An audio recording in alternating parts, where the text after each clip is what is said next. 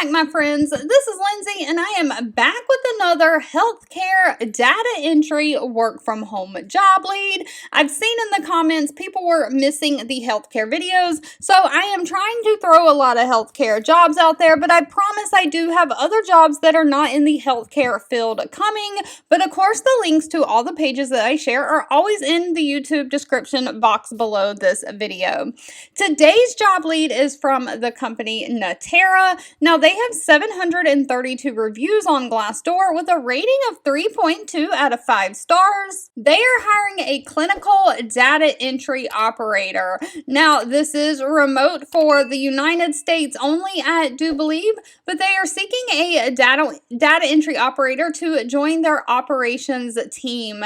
This position is going to work Tuesday through Saturday, either day shift, which is 9 a.m. to 5:30 p.m., or a swing shift of 3:30 p.m. to 12 a.m. So you need to make sure that you are available to be flexible and work at least one weekend day a week. The hourly rate starts at $16 an hour, and if you end up working that swing shift, they do add additional money shift differential. But they are basically looking for somebody to create new orders on laboratory inventory management system and perform the necessary checks to ensure proper accessioning. You'll accurately enter a patient data into the laboratory system. You ensure that the information in the system is up to date. You'll scan test requisition forms and attach paperwork in the system, making sure that you protect all of the patient's health information per HIPAA guidelines. Now, I am not sure why it says you'll perform safe in handling samples of blood and tissue. I don't think that applies. This looks like some kind of generic job description that they have added because this is a remote work from home role.